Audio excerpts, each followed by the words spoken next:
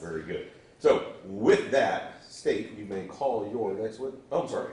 Oh, I'm sorry. Cross-examination. Excuse me. I'm getting ahead of myself. Thank you, Your Honor.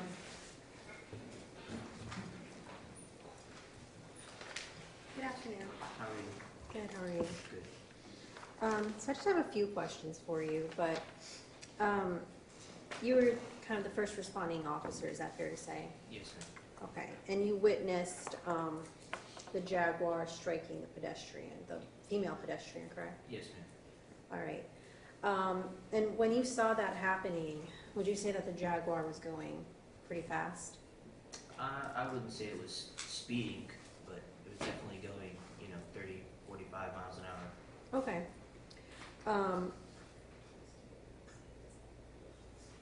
And I believe you stated that you also witnessed the Jaguar kind of crashing into that ditch as well, correct? Yes. Okay, like you actually saw it, right? Yes. Okay, so was the car kind of going that same speed, maybe 40, 45 miles an hour, something like that? The general manager, yes. Okay. And as we saw in video there, you had to assist Mr. Kraft from inside of that vehicle, right? Yes, ma'am. Okay. And I think it's fair to say, we saw the video, that Mr. Kraft had just been in a pretty major car accident, right? I wouldn't necessarily say major car accident, but it was in a car accident, yes, ma'am. Not a tiny car accident though, correct? I think our definitions of accidents are going to vary, but he was in a car accident, yes. I wouldn't say a major car accident. Okay. Well, you said he was going pretty fast, 40 to 45 miles an hour, and he struck a ditch, right? Yes. Okay. Before that, two people were struck by that vehicle, correct? Yes, ma'am. Okay. As part of your investigation and kind of evaluation of Mr. Kraft, I know you're not a doctor, but was there any sort of like concussion protocol or anything like that that you did to make sure that he wasn't impaired with a concussion? Typically, when obviously I'm not a medical personnel, but we just do basic life support. So if they're breathing, if they're moving around, then obviously I know that they're not severely injured. And we just get the rescue to come to our scene to evaluate them further since they have the training for that. Understood. But you personally don't know if he had a concussion or anything like that at the time, correct? I do not. Okay. And as we saw in the video, Mr. Kraft, when he was taken from that vehicle, he was in distress. Is that fair to say? I would say that he was panicked. I mean, obviously anybody who has a gun pointed at him would be in a panic. Yes, ma'am. For sure. And I'm sure you're familiar with adrenaline and how that basically works, right? Yes, ma'am. All right. So he definitely was maybe in an anxious state. Is that fair to say? Considering what all just transpired, I would say yes. Okay. And some of his demeanor, I just kind of wanted to go back through that and make sure I understood, the jury understood. It'd be fair to say that he was acting a little bit unusual, right? Define unusual. Well, he wasn't acting as just a normal, everyday person at that time, was he? I mean, he was acting as if I would expect somebody to act if they were just involved in a situation like that and they had a gun pointed at them. Yes, ma'am. Okay. And I think you actually stated on direct that it was unusual behavior to the state attorney, did you not? What specific part was unusual? Because there are certain aspects of his demeanor that were unusual, but there were some aspects that weren't unusual. That's okay, I can kind of go through it. He was lethargic, right? At the beginning, no. Okay, not at the beginning. So let's kind of maybe move a little past that initial stage of adrenaline, Okay. that moment of distress that Mr. Kraft had, and kind of go throughout that investigation that we saw in the video. Was he kind of mumbling? He was mumbling, yes, ma'am. Okay, so not making a whole lot of sense, correct? When he was laying on the sidewalk, he was mumbling things that I could not perceive what he was trying to say. Okay. And I think you said that he was acting like slow, Lethargic. lethargic? Okay. And then, as we saw in that video, after that initial encounter with Mr. Kraft, where he was, I guess the word I could use is excited, he was anxious or excited, the ambulance got there, correct? At some point, yes, ma'am. Yeah, and I think we saw a video of him in the back of that ambulance, right? Yes, ma'am. And at that point, he was answering some questions, is that fair to say? He was answering questions later on from what I saw to some of the paramedics, but what he was answering or what he was saying, I couldn't tell you. Well, some of the questions that we saw, and I can maybe try to kind of re-jog your memory of that, but I believe he was asked if he was on, or if he did drugs, and he said no, correct? That was the only one that I remember him answering, yes, ma'am. Okay, and there were some questions about like money and his life savings and that kind of stuff. He was answering those questions, right? Prior to the ambulance, yes, ma'am. Okay. And I did want to clarify something. While we were watching the video, I heard you say, and I think it's you because it's your body cam, and I could be wrong, but I think I heard you say if he was on something, it probably would have hit him by now. Could you just kind of clarify that for me? Yes, so the paramedic was obviously explaining to me that they were going to clear him, and they were explaining to me that since he was going to be in my custody at that time, that if there was something to have Narcan available for obviously whatever substances or whatever. So when I explained that it would have hit him by now, it would have been that if he was going to overdose, he probably would have already overdosed. Understood. And I think in that same kind of conversation, there was some allusion to maybe like a black substance or a black marking found near his teeth. Is that correct? There was a comment made by a EMT paramedic or somebody about it, yes. Okay. Mr. Kraft did kind of have to get dragged out of his vehicle though, right? I wouldn't necessarily say dragged out of his vehicle, but he was assisted, yes, ma'am. Okay, you assisted him, right? I did, yes. Yeah, sorry. I know you were like nodding your head, but we have a digital court recorder, so you have to answer out loud. No, I didn't realize you needed another response. That's fine. So when he was assisted out of his vehicle by you, Officer French, he was assisted down onto the ground, right? Yes, ma'am. Okay, and there's presumably dirt on the ground, correct? Yes, ma'am.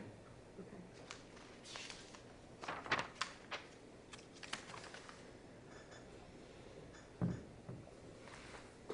May I have 1 minute to confer with counsel, Your Honor? Yes.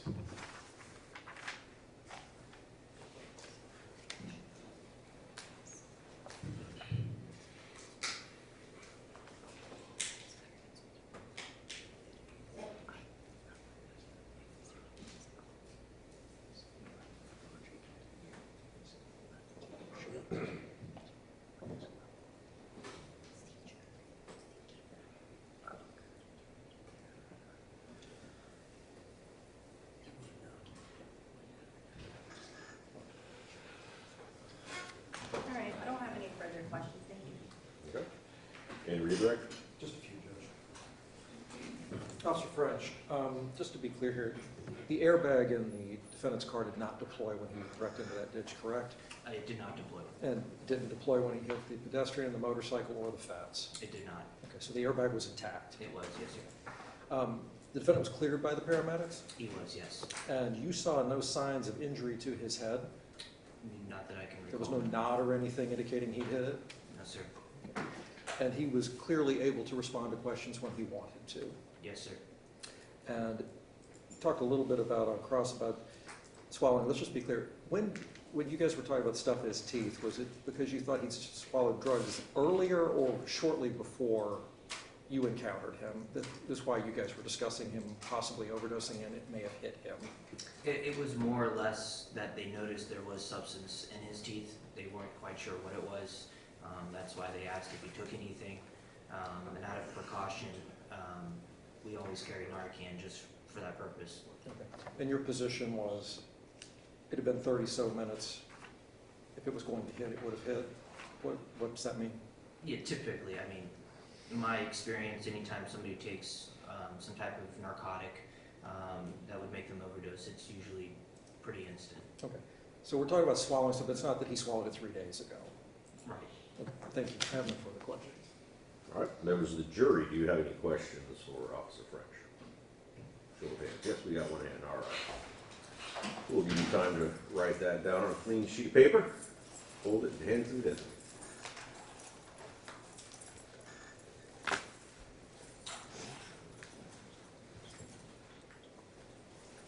Meanwhile, if the attorneys want to mosey on up here. Just one on each side's fine.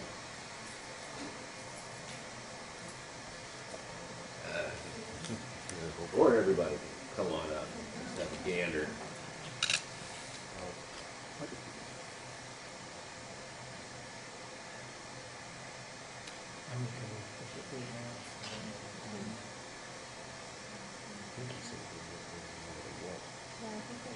Yeah, I think they can always ask the question. I don't necessarily have an issue with it. I don't have an issue with that. That's fine. And again, members of the jury, you can use an entire sheet of paper. As you can tell, we're not spending a lot of taxpayer dollars on the audio visual presentations here. So we can afford the legal pads. Actually, the clerk will scan these things, so it's actually easier if you, I'm guessing it's probably easier on a full sheet of paper than otherwise they gotta like tape it. It's a whole thing. No big deal. But, all right, so here's the question. I will go ahead and direct it to the witness. Can you dismiss the black substance as being of chewing tobacco or, I'm going to say use? I think that's what this is. So basically the black stuff, I'm guessing on his lower jaw. Any chance that was just tobacco? I can't definitively say what it was or wasn't. Usually in that situation, he was transported to the hospital for medical clearance regardless. So whatever there was in his mouth, the medical staff would be able to determine what that was. All right, we'll go ahead and get that filed with the clerk.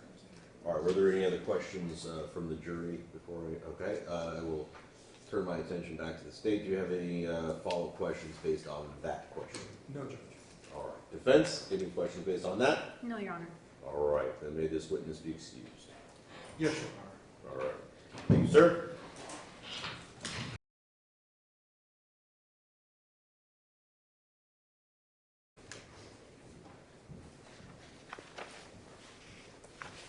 While he's getting settled, why don't you go ahead and tell us your name, please? Thomas Fuhrer, And how do you spell your last name?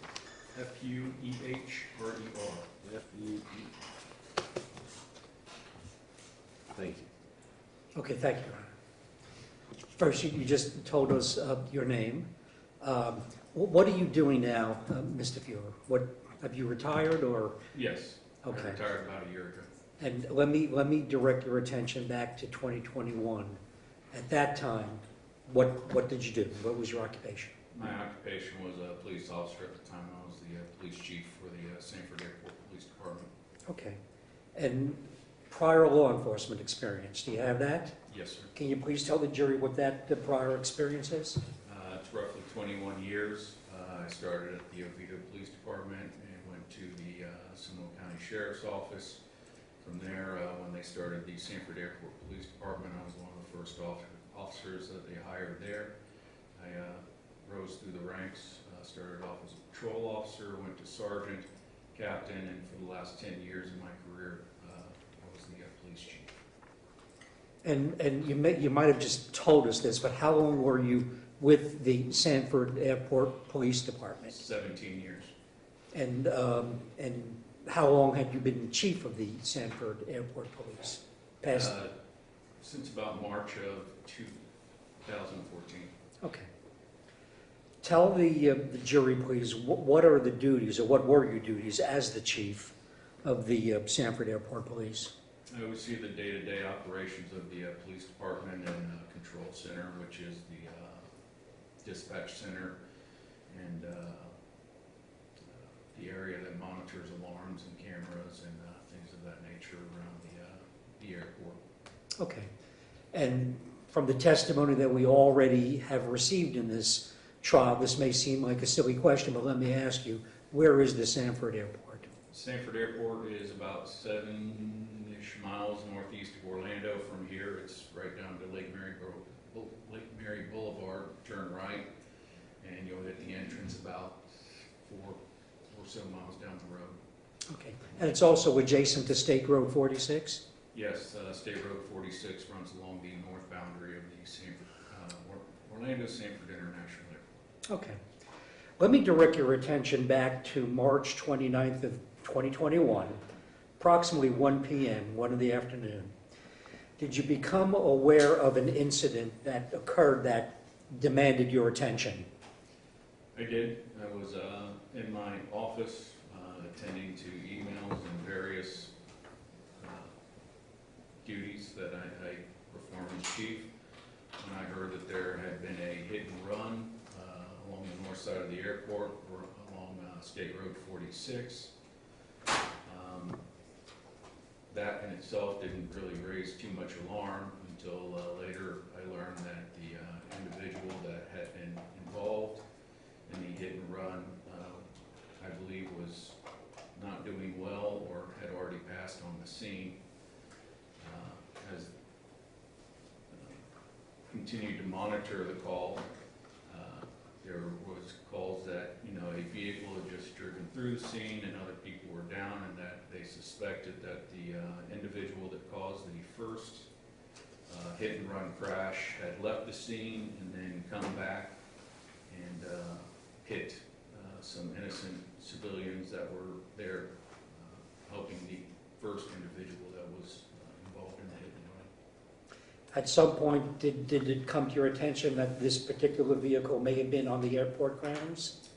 I don't know if it had been on the airport grounds. It definitely raised my suspicion as to if some of our cameras along the State Road 46 area on the north side of the airport may have captured any of this, and if any of that video evidence could be of assistance to the Sanford Police Department in their investigation. Now, having heard these radio transmissions and having really gotten your attention up, did you go to a particular location?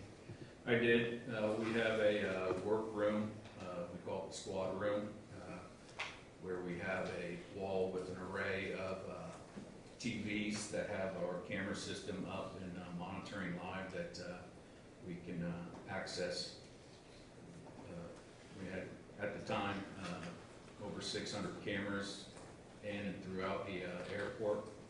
Obviously, not all of those are along 46, but it's there. You can go in and we can look back into the archives of the video to see what was captured. At some point, did you go to a particular location and see a blue vehicle that was in a ditch adjacent to State Road 46? I did.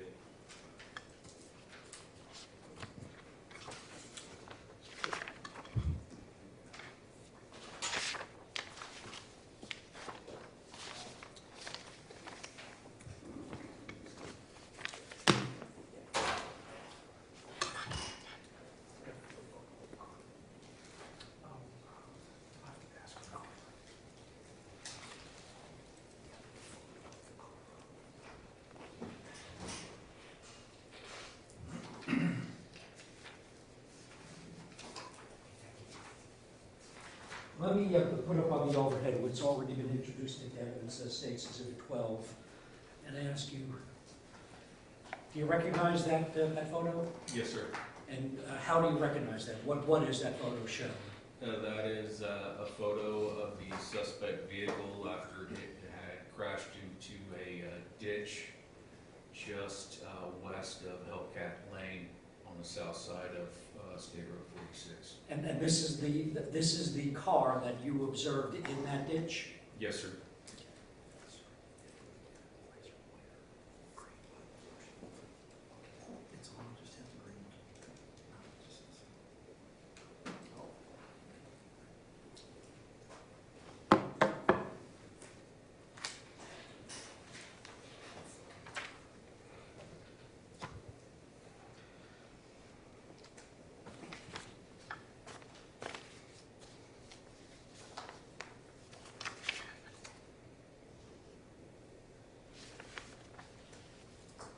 Now, let me show you what's already been introduced into evidence. And actually, I'll give you a laser pointer.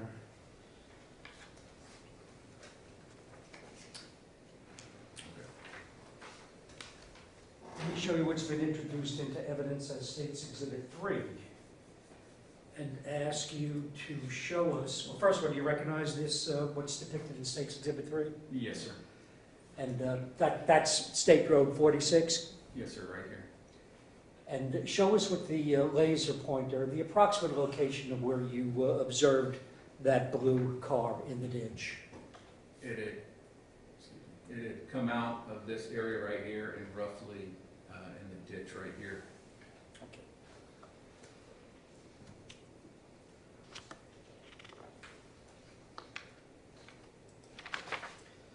Now, let me switch topics a little bit.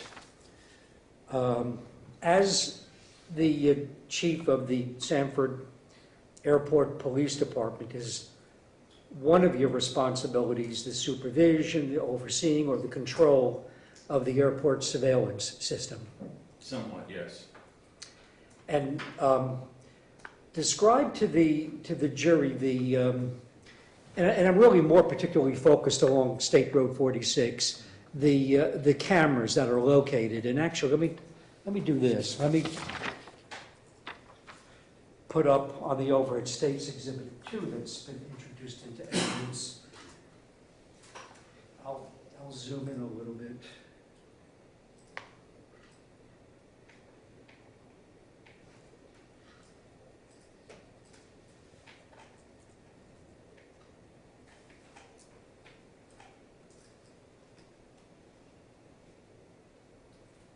You recognize this? Yes, sir. And can you show us where State Road 46 is? Yes, sir. It runs along the north side of the airport right here. Tell us, please, and tell the jury where the various surveillance cameras are located along the State Road 46.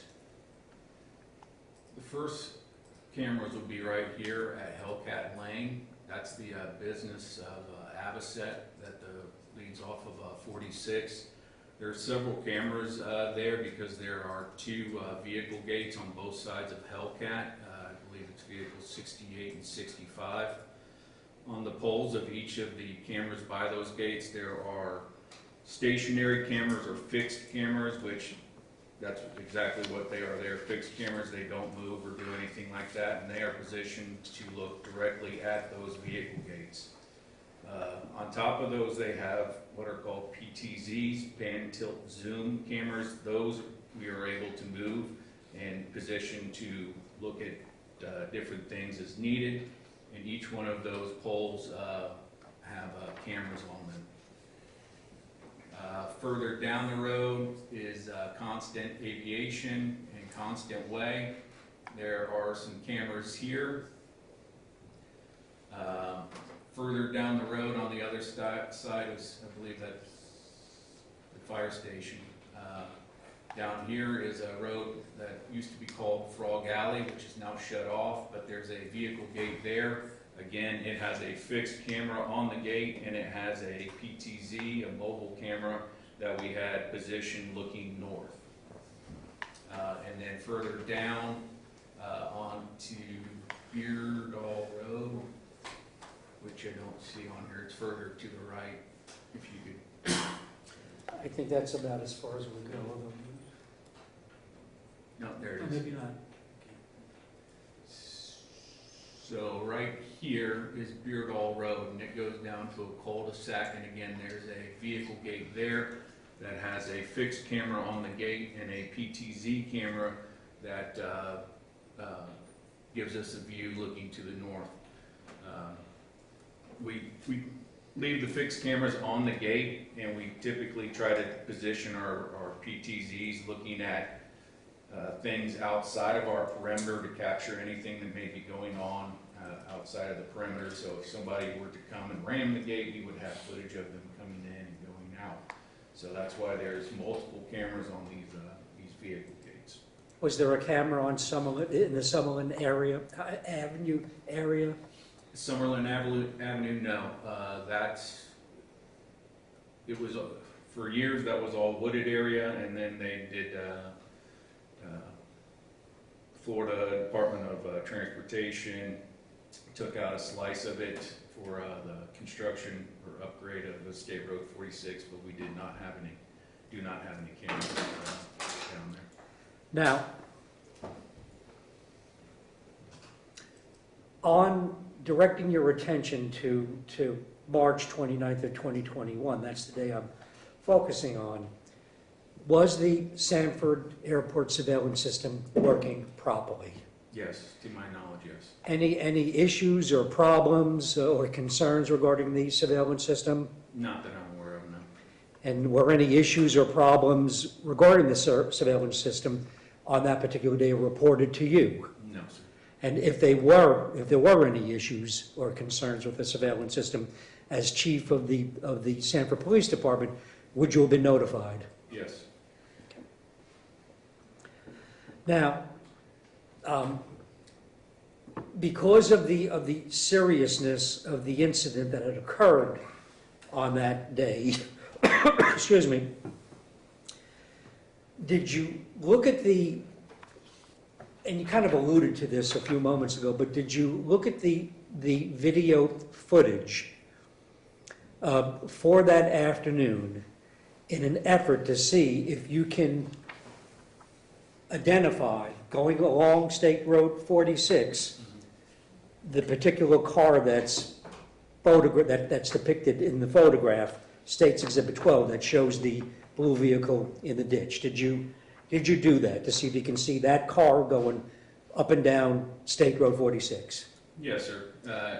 Initially I did. I looked at the video, but I really didn't know what I was looking for, which led me to go up to the scene to actually get an idea of, okay, this is the vehicle, and one of the identifying characteristics of that vehicle was the blacked out rims that set it apart from the other vehicles that are in the video. So that was one of the reasons why I went up to the scene. The second reason was I was informed that one of the airport fences had been crashed through, and I needed to surveil the damage to make sure that my maintenance department was going to be able to eventually get out there. Fortunately, it was not a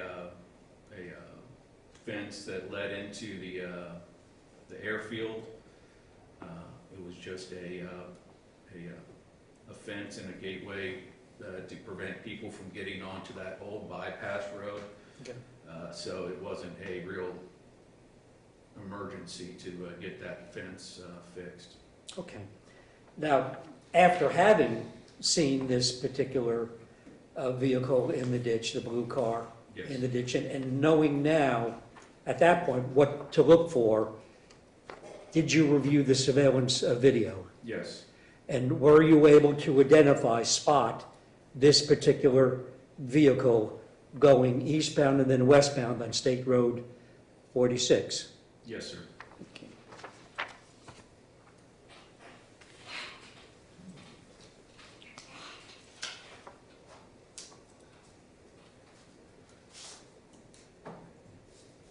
I'm showing Mr. Schoenberg what's been marked as State's Exhibit O for identification.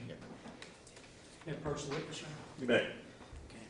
Let me show you what's been marked for identification of State's Exhibit O. Yes, sir. You recognize it? Yes, sir. And please tell the jury well, first of all, let me ask you, how do you recognize it?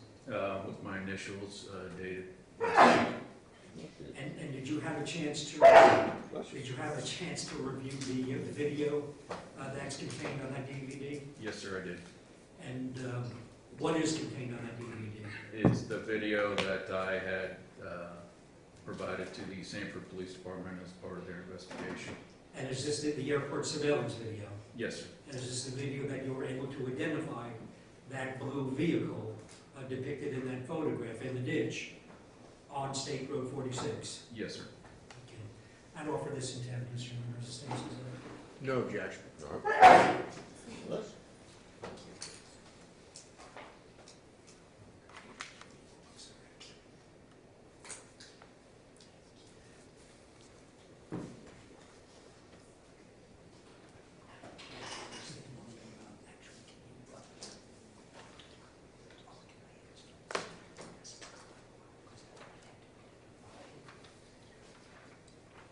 Judge, may we publish that video, please? Yes, you may. Thank you. Now, what I'm going to ask you is, as we play this video, and it's actually behind you, okay? Oh, okay. Yeah. We'll play the video, and I'm going to ask you, when you see the blue car that you observed in that ditch, when you see it on the video, just to let us know, and we'll pause it. Okay. And then what I'm going to do is I'm going to ask you to show us on that Google map where the surveillance camera is that captures the video that you're looking at. Okay.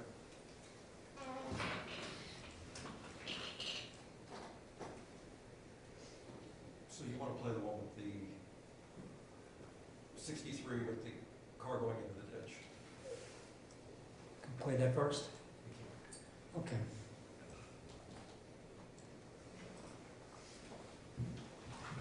Actually, can you pause it for 1 second?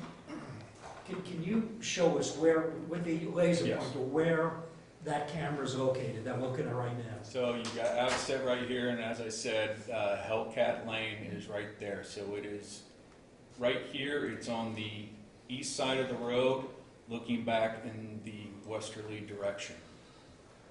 Okay. As I had mentioned before, this is kind of a shadow of the camera that you're looking at. You've got a fixed camera that looks down at the gate. This particular camera actually looks more towards the Outset property. So under this would be a fixed camera that looks straight down at the gate that's down here. And then you have a PTZ that we have positioned shooting off towards the west of 46. And it's very hard to see, but right about here, there's a break in the median, and that's Summerlin Avenue. And we're going to talk about that in a couple of moments, but can you?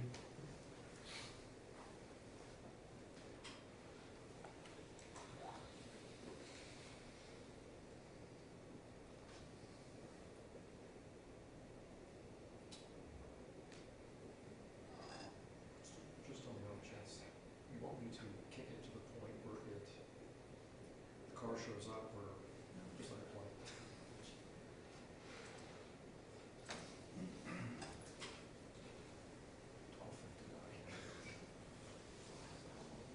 About 4 minutes. Okay. We're going to fast forward, Your Honor. Be appreciated.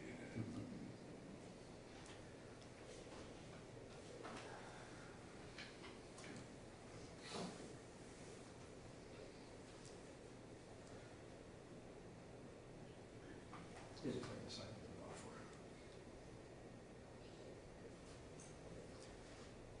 59:29?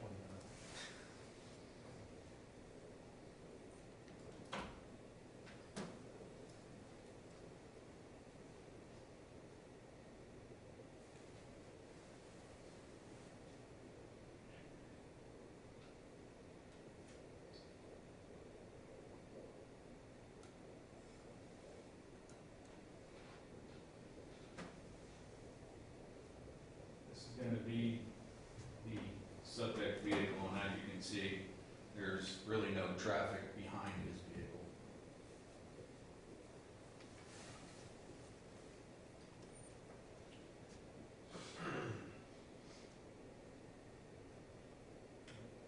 You want me to take it to the next? Yeah.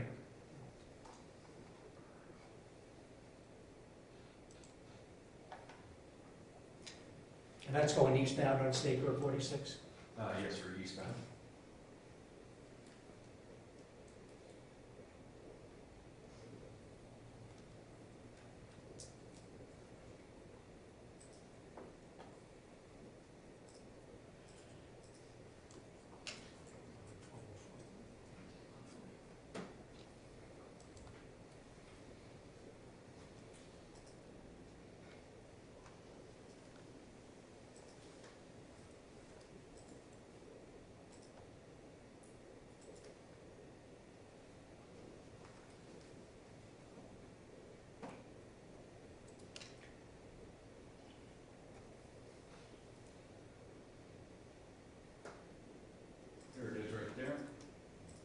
As you can see, the traffic's running fairly consistent, and the suspect vehicle is traveling faster than everyone else, weaving through the lanes as it travels westbound on State Road 46.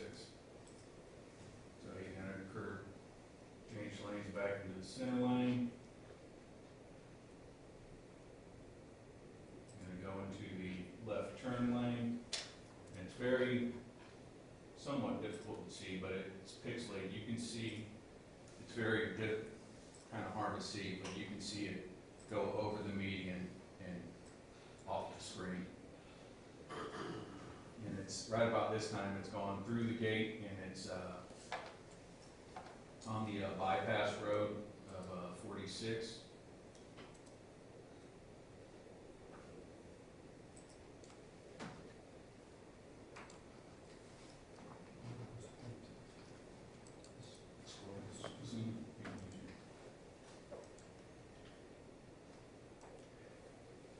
So what he's doing is he's going to try and zoom into the crash location so that you can see what we saw. Where are the fire trucks on this? The fire trucks are down here. I don't know if you'll be able to see the lights flashing in the video, but you're going to see movement. It's going to be very difficult to say what vehicle it is, but you're going to see movement darting across from the westbound lane to the eastbound lane. Okay, he's right there. Moves over into the left turn lane. Right there. You see him dart across from the westbound lanes, across the eastbound lanes. And then eventually he's going to reappear over here.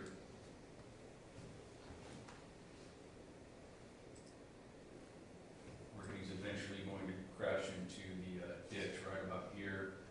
And Officer French is going to be coming down State Road 46. He will make contact with them at that time.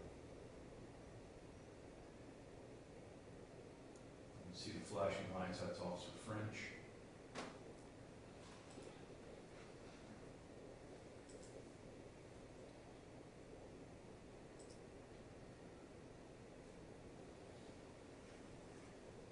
And here comes our suspect vehicle into the ditch. Officer French making contact.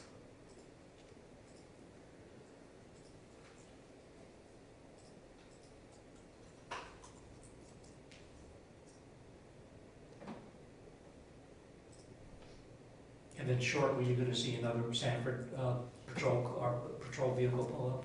Yes, that's Officer Cornelius. Young.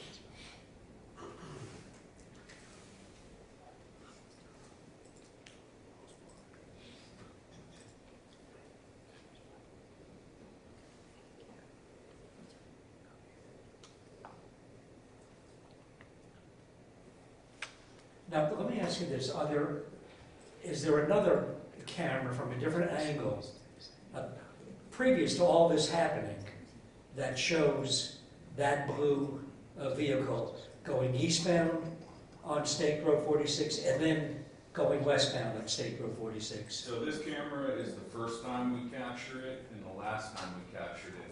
As we go down to Frog Alley, you will see the vehicle go by and then come back westbound. And then at Beardall Avenue, which is further east, we captured it going eastbound and then back westbound. Okay, on the, with the laser pointer, can you show us, you mentioned a camera at the Frog Alley? Frog Alley is right here. It is just south of Jitway Avenue.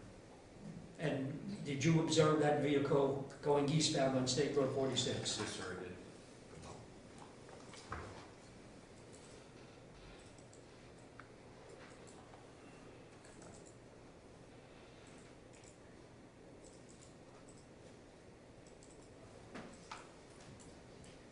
And let us know when you see it.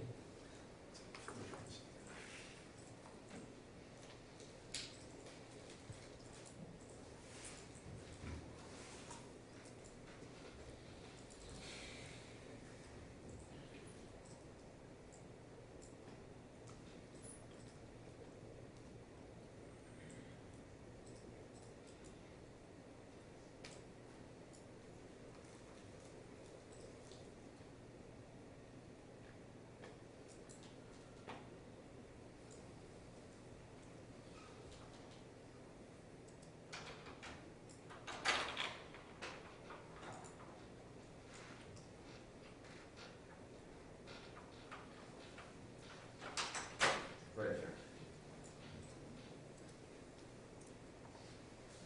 And then that same camera captured that vehicle going westbound on 46? Yes, sir.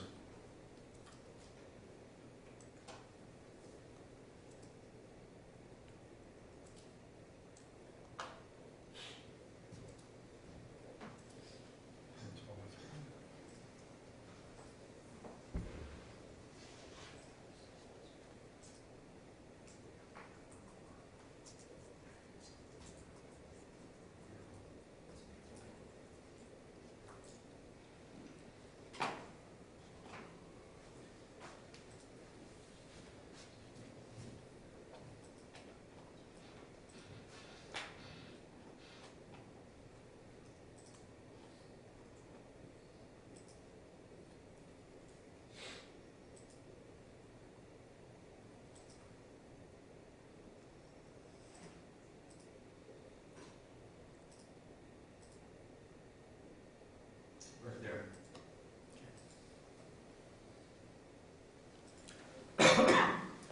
And then finally, you mentioned there's a surveillance camera on Beardall. Yes. Can you show us where that is on this? Can I get you to slide it over? Over here, so I show.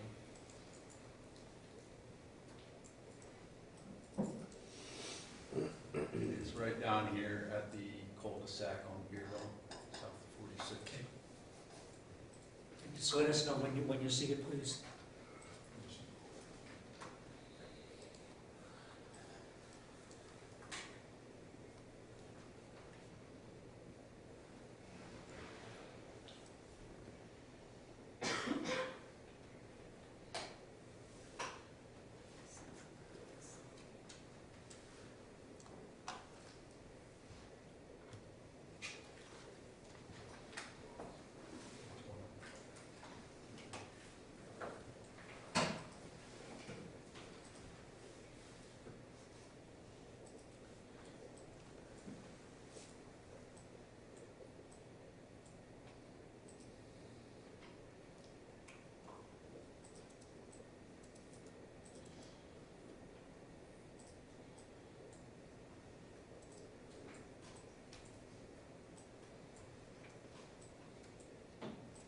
There's a suspect there. Okay.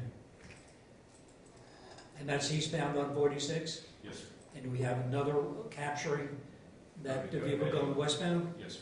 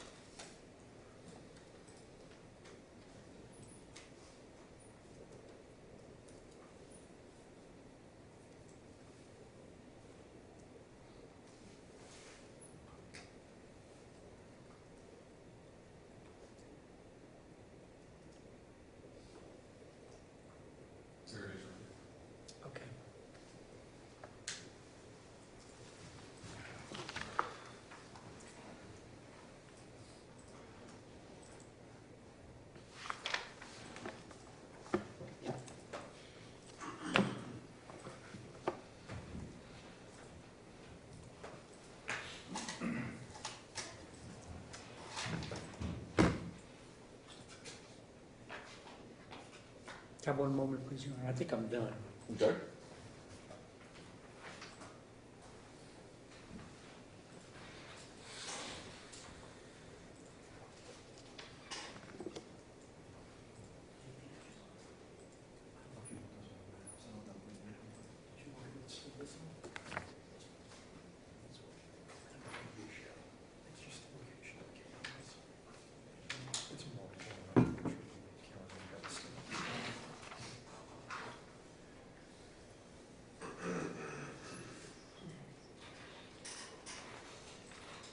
Have one moment, please.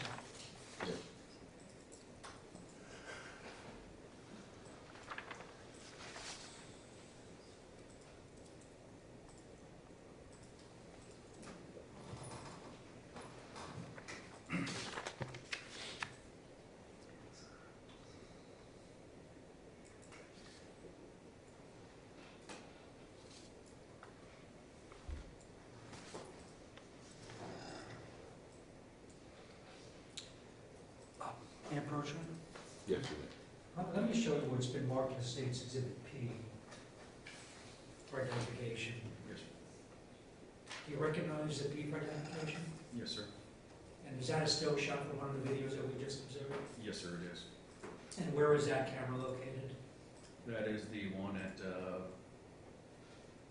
Frog Alley, south of Jitway. Okay. I don't have any evidence as a State's Exhibit. Any objection? I'm sorry. No objection. And let me show you State's Exhibit. Let's go to the clerk, please. Before we get lost.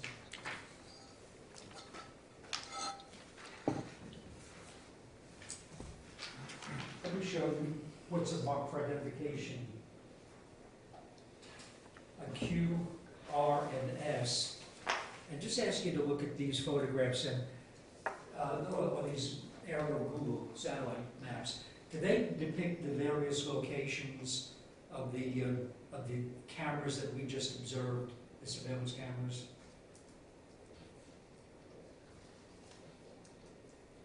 Yes, sir. Okay.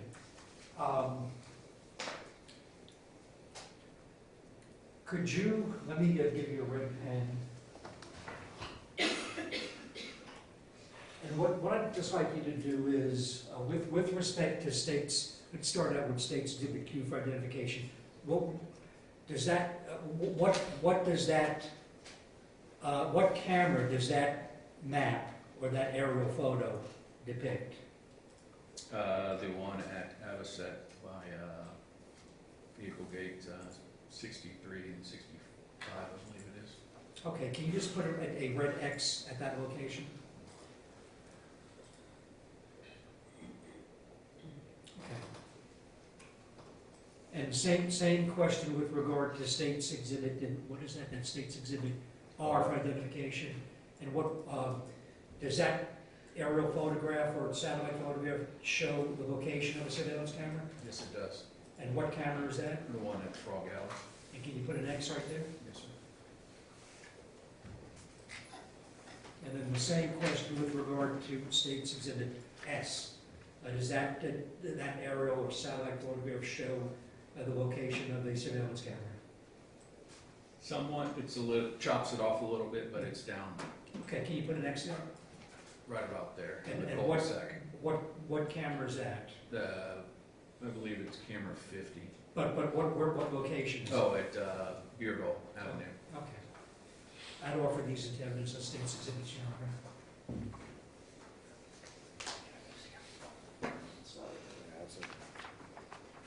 No objection for the record. All right. Thank you, sir.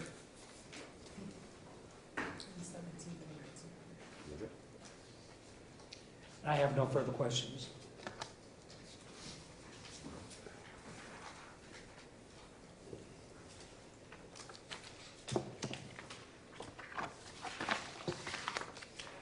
May I inquire?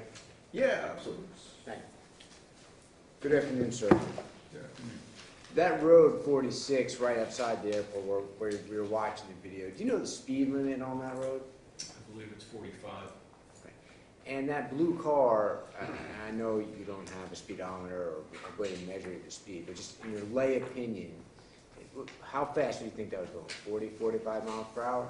The car? At what point? Let's start with all of them. I think we saw 3 videos with the car passing at least 3 different times, correct? Eastbound and then westbound. Yeah, correct. So for eastbound, how fast do you think that vehicle was going?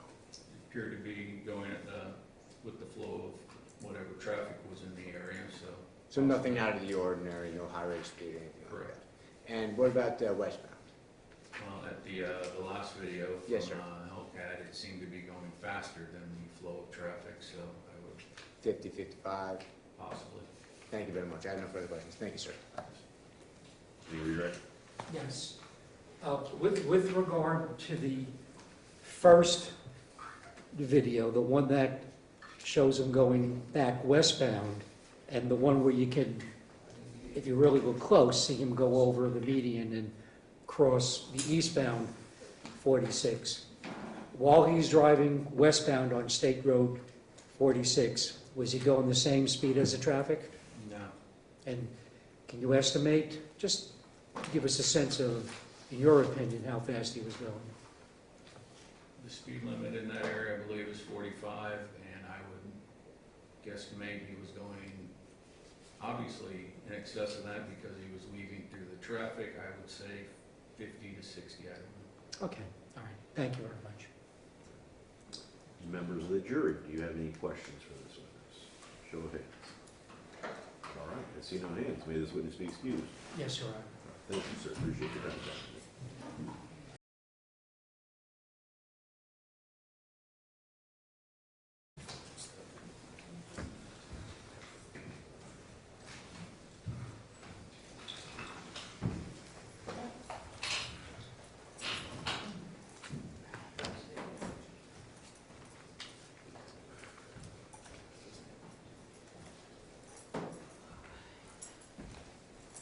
May I proceed, Your Honor? You may. Good afternoon. Good afternoon. Can you please state your full name for the record? My name is Kevin Edward Sims. And can you spell your last name, please? Sims is S-I-M-S. Okay. And where are you currently employed? I am currently employed with the Seminole County Fire Department. And how long have you worked for the Seminole County Fire Department? 30 years. Okay. And what is your current job title and what are your responsibilities? As of this very moment, Yes. as of this very moment, I'm a lieutenant with the fire department. I work in the planning division. I am in charge of credentialing and accreditation compliance. Okay. And what were your duties and responsibilities and job title on March 29th, 2021? On the day in question, I was a lieutenant in the field. I was working as the officer in charge of Station 31 on C shift. Station 41, did I say 31 or 41? I'm sorry. You said 31. 30, I'm sorry, it's Station 41 on State Road 46 by the airport. And my duties at the time, I was in charge of the daily operations of the crew. I was in charge of all the personnel, and I was basically the officer in charge on any calls where a battalion chief wasn't present. Okay. And I'm going to show you what's marked as State's Exhibit 2.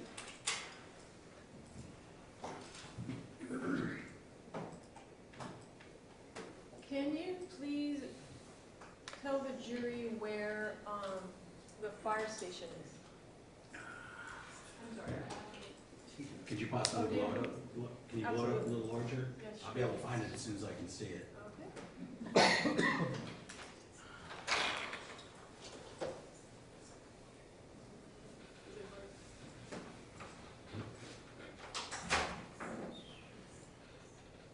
It's not a very good photo, but Okay.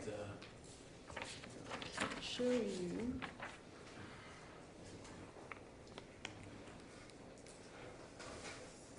is there a pointer on this? This right here, do you recognize this? That, it's somewhere in, like I say, these are the facilities where they have the planes, so it would be somewhere in this vicinity over here. Okay. Thank you. All right, right, and have you responded to serious traffic crashes as part of your professional duties before? Yes. Okay, and how many times would you say? Dozens, Okay. hundreds. Hundreds, okay. And have you had medical training for assessing and treating trauma patients? Yes, I am a state certified paramedic. I've been a paramedic since 1995. Okay, and can you tell me what a paramedic does? There's two levels of care for emergency medical services in the state of Florida. One is emergency medical technician. They handle basic life support functions.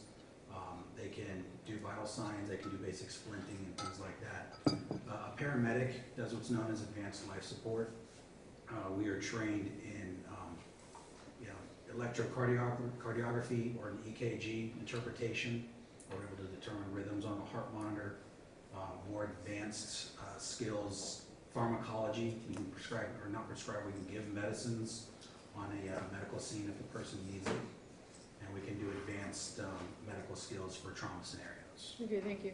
And then usually when you respond to a traffic crash, how many people are on the fire engine?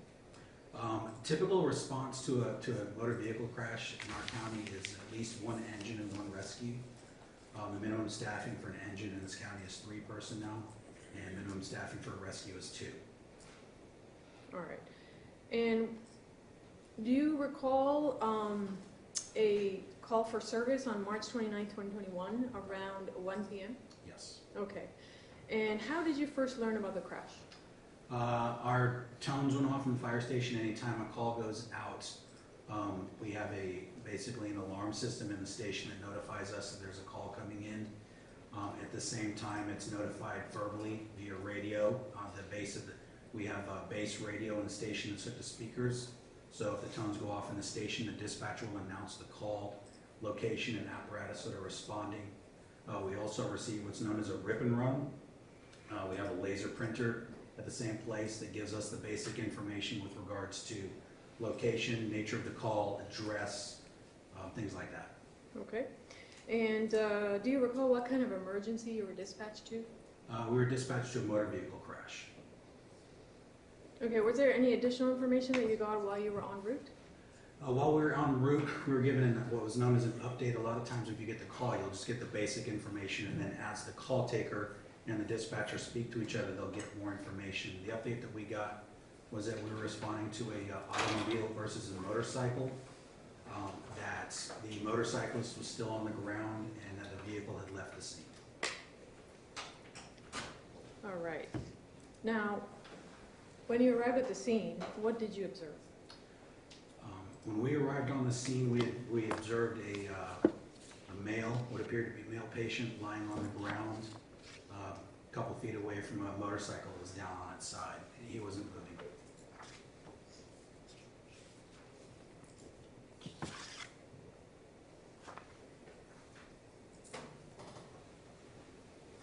Now, when you arrived on scene,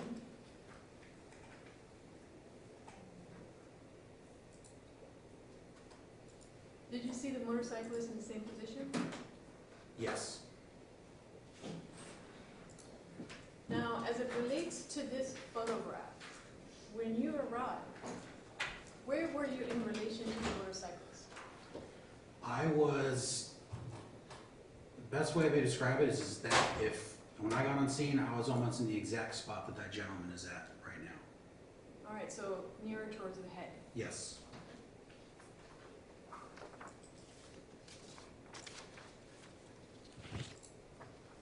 Now, here's another photograph of the scene. Is that also the same position that you would have been in when you arrived? As that gentleman who's leaning? Yes, I believe so. It's kind of hard to tell based on, but that, I mean, yes, that would be where I would be, roughly.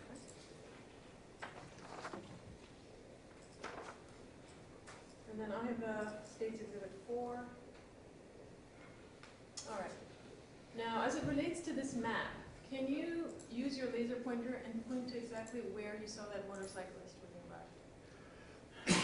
Right in the general area of about here. Okay. And did you also view his motorcycle? Yes, it was lying next to him in the middle of that lane, but it was only a couple of feet away from him. Now, when you arrived on scene, what did you do next?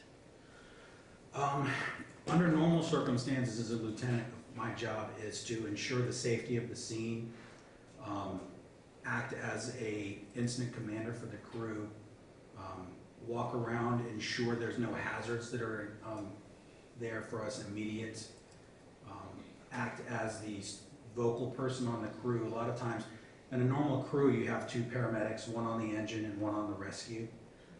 That day, because of a manning issue, I was doing both jobs. I was the medic on that engine and I was in charge.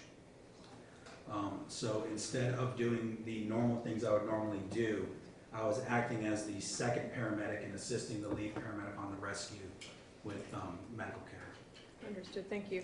Now, did you see any other bystanders that were around that motorcyclist at the time?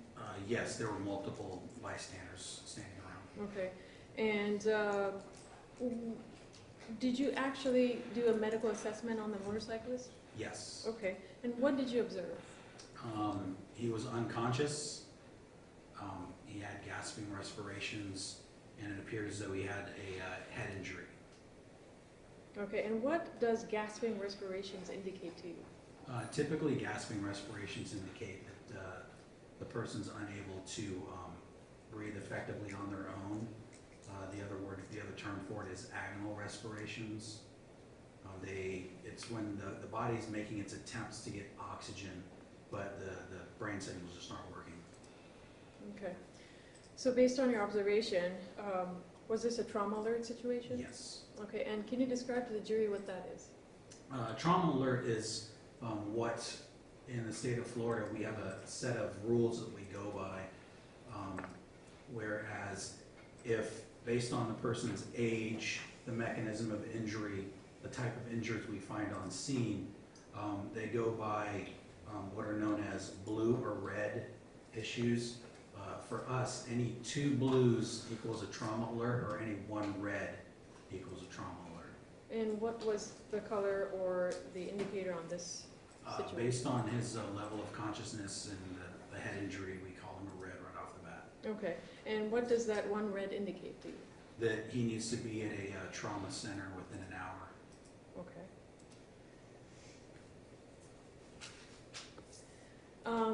Now, as you were observing the motorcyclist, was he still breathing? Yes. Okay. And then what medical actions did you take after that? What I did is I assisted by doing what was known as holding cervical spine stabilization. Anytime we run on a person, especially if a motorcyclist where we know that they've been thrown off of their motorcycle or have been thrown in a certain way, we have a very high index of suspicion for a cervical spine injury on top of everything else. So what we want to do is we want to try and maintain what's known as cervical spine stabilization, where we try to keep the spine in a nice straight line. So what I did is I got down on my knees at his head, and I took my hands, and I was holding both sides of his head and using my fingers to kind of hold around his shoulders, trying to maintain what was known as C-spine stabilization, trying to keep everything in a straight line. Where if once it became, usually when a person assumes that position, what we say is you're stuck there, because you're holding that until you can get the person rolled over in one unit to get them on a backboard. Once the straps are in place and the head mounts are in place and they're strapped in, that's usually the only time you let go of what's known as C-spine. All right. Now, were you able to complete your treatment of the motorcyclist? No. Okay. And why is that? Shortly after we started treatment, I heard what sounded like a chirping noise coming from my right. And at that time I looked up and observed a vehicle coming through the crash scene. Okay. Now, specifically, when you looked up, and I understand it was very fast, where did you see the car coming from? It was coming from the direction of Lake Mary Boulevard, so I guess that would be westbound, I Okay. believe it is, on State Road 46. And how did you see the car coming towards you from westbound? They say when I heard the chirp, the only way I can just, it was what sounded like wheels chirping. So I looked up because that was a very unnatural sound to hear on a call like that. And I looked up and I saw him, or the car, coming through from the westbound side. I don't know if it came completely over the median or if it just caught the edge of the median at that intersection. But at that time, it proceeded through the crash scene. Okay. And do you recall the color, size, or type of the vehicle? I believe it was a bluish colored vehicle. I wouldn't be able to make out as fast as it went by. I wasn't exactly sure what the make of it was, but I would say it was either it's like a compact utility vehicle or a small SUV. Okay. Now, right before that, can you describe when you arrived to the scene what the traffic condition was on both sides of the road? Let's start with eastbound. Eastbound, typically when we work on an auto accident, we try and establish a safe zone for us to work in. So we'll position the apparatus in such a way to act as a blocking agent for us.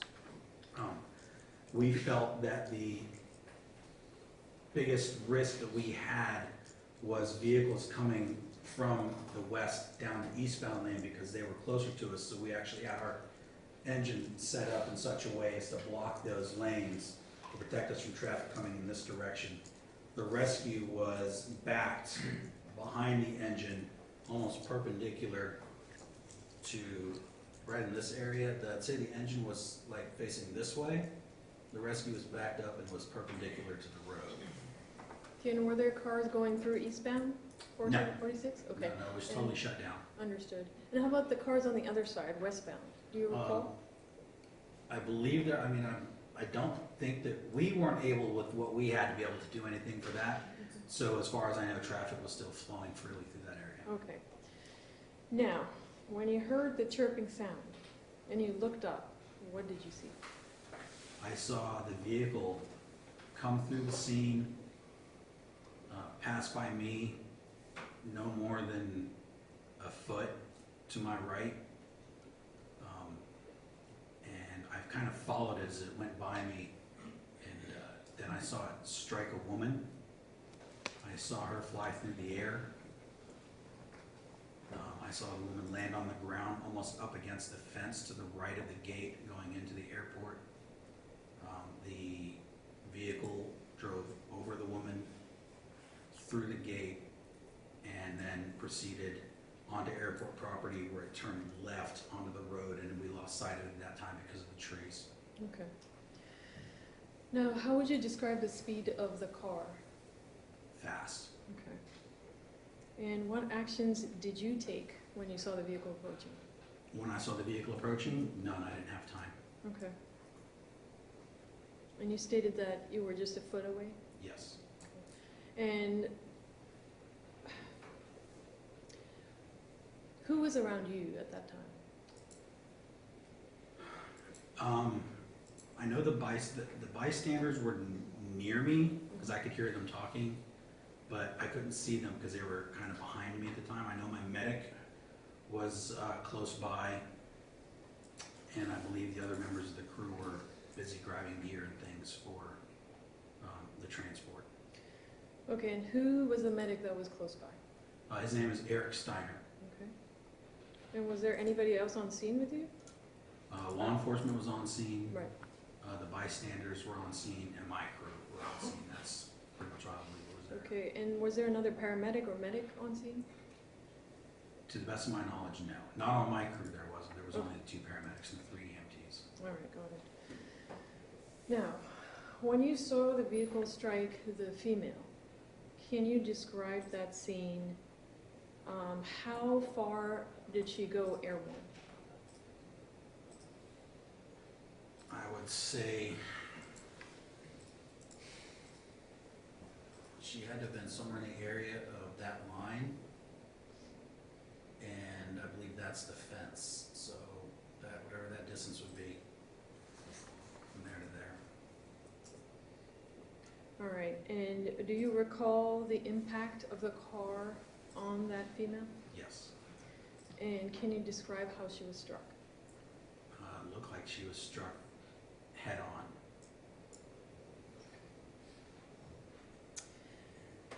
And when you saw the pedestrian hit the, did you say that it was near the fence? See her hit, Well, after she was hit and airborne, right, where did she land? somewhere in the vicinity of this area right here. Okay, and when she landed, what did that look like to you? That whole process happened extremely fast. She was struck, flew through the air, landed, and right about the time she landed, the vehicle went over her, and then I just saw her kind of roll a little bit up against the fence. All right, now, when that happened, what did you do? At that time, I realized that the call had just escalated well beyond whatever capabilities one crew could have. I saw not only her, but I also witnessed another gentleman kind of hobbling away at the same time, so I assumed that he had been struck as well. Knowing that we'd already had one unstable trauma patient for the crew and realizing that we definitely had a second and possibly third, I immediately got on my radio, advised the dispatcher that we'd had a vehicle drive through the scene, that I had multiple patients down, and I asked for, I believe, at least 2 rescues and 2 engines for manpower, because I knew that there was going to be needing a lot of people. Okay. Did you ever go over to see what happened to the female? Yes, as soon as we went over there real quick, I got a quick look at her as a kind of a triage thing, and I looked at her, sized up that she was severely injured, and then made my way back quickly to my crew, because at this point I realized that I was going to have to make some quick changes to my crew. One of the firefighters on my crew, Aaron Brown, was actually one of my newest members, but he was a prior combat medic in the Army. And I knew that I was going to need another set of capable hands, and I knew that of my EMTs that I had on my crew, that he was going to be the one who was going to be able to best help me take care of this woman until other units showed up. So I had to tell members of my crew, I know you were on this spot, but I need you, get in the driver's seat, you're driving to the hospital, you were here, but get in the back, assist Eric with the patient. Because at this point they were loading him in, the motorcyclists, they're getting him onto a backboard and stretcher and getting him in the back of the truck. And at that time, I made sure that they knew what they were doing, had them go, and then we proceeded back to start assessing the other patient. Okay. Was she conscious or unresponsive when you saw her? She was unresponsive. Okay, and as far as the trauma alert situation that you had referred to previously, what would you consider her to be? A red. Now, after the vehicle hit that female, what did the vehicle do next? What did the blue car do? It proceeded through the gate, made its way onto the roadway on the interior of the airport property, and then it turned left on a service road. And at that point, I had no idea what it had done. Okay. And did you, at any point, see the car slow down, stop, or do anything like that? No. Okay.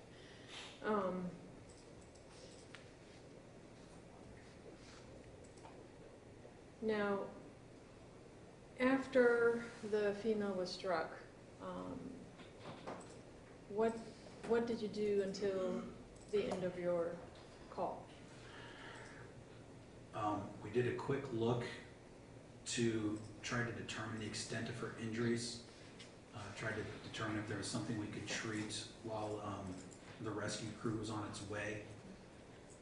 At that time, I proceeded back to my engine because as the paramedic, I was in charge of carrying the keys, and for security purposes, the ALS equipment and the medications are in a locked portion of the engine, so I was the only one that could get into them. I made my way there, got the gear, came back, and I believe at that time was when Erin told me that she was coding, And what does coding mean? that she had stopped breathing altogether and needed a quick pulse check and couldn't feel a pulse. So at that time we started performing cardiopulmonary resuscitation. Okay. And all the while that there was CPR being done on the female, what happened to the motorcyclist? At that time, my crew, the rest of my crew had put him in the back of Rescue 41 and transported him to the hospital. Okay. And when he was lifted, did you see any blood on the sidewalk? There was blood on the sidewalk from the second we got there. Okay. Now, how does this crash compare to other serious vehicular crashes you have responded to? Objection, relevance. You want to approach?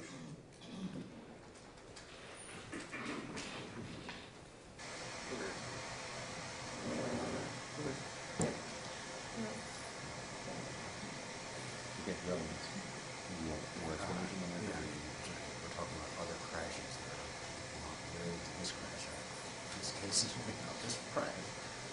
I'm just trying to lay a context that this is very unusual in their regular scheme of calls that they get. I think it's pretty implicit in the statement that they will call random amount. I don't really talk about this in the statement. It's not helpful. Excuse me, I'm sorry.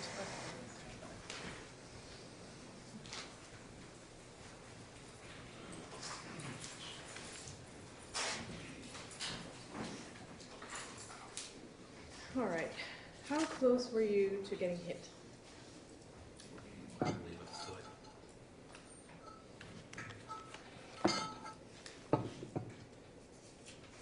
May I come further on? Yes.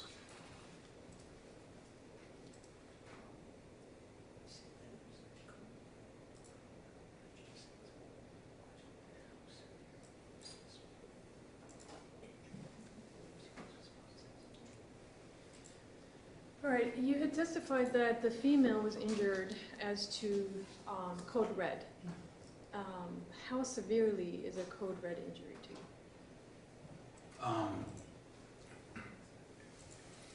you? In this particular scenario, as soon as I walked up to her, I could tell by the condition of her body that she had multiple fractures and what appeared to be an obvious head injury. Long bone fractures are an indicator of potential for a trauma alert, age, level of consciousness.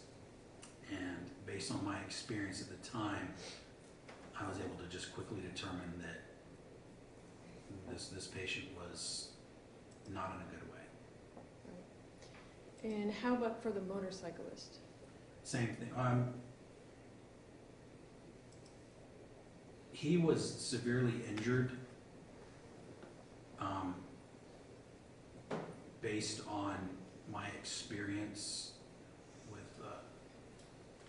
working motorcycle crashes, you know, and I honestly couldn't remember off the top of my head whether he was wearing a helmet or where it was, but just by the amount of blood that I could see right from the beginning coming from the back of his head, his level of consciousness and his breathing status, that he was also what I would consider a very unstable patient.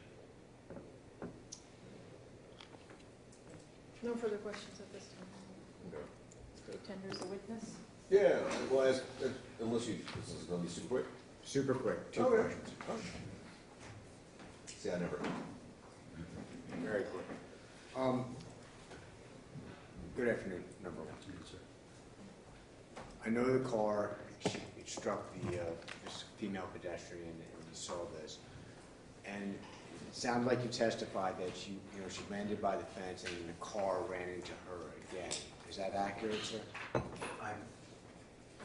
She either landed right up against the fence or within 1 or 2 feet of the fence, and then the car drove over her.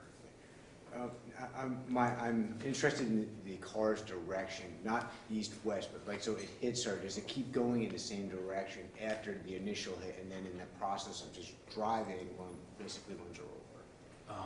Can I, to the best of my recollection? Yes, sir, that's what I'm asking, I'm trying to visualize it. To the best of my recollection, what I saw, the vehicle came from this direction, Yeah. must have like either come here, or just clipped, came through this area, proceeded straight through here, and came back down this way, all in one motion. Okay. So it's not, I guess what I'm asking, it's not like he hit her, stopped, turned around, and then hit her again, it was just a continuous. It was all continuous. Thank you, sir. And just, you said, you talked about, I guess, a high rate of speed. Can you ballpark that speed for us, sir? If you can't, that's okay. Faster than I would ever want to be on my knees next to a car going by in my life. Fair. Honestly, I'm not entirely sure. I know that from the first chirp we heard until him going through, striking, going through, it couldn't have been more than maybe 5 or 6 seconds to cover that whole distance. Yes, sir. So all I can say is I know he was going fast, or Yes, sir. that whoever was driving the vehicle was driving at a high rate of speed. Yes, sir. I have no further questions. Thank you, sir. Any redirect? No. Okay. Any questions for this witness from the jury? Show of hands. I am seeing no hands. All right, may this witness be excused. Yes, sir. Thank you, sir. Appreciate your time, sir.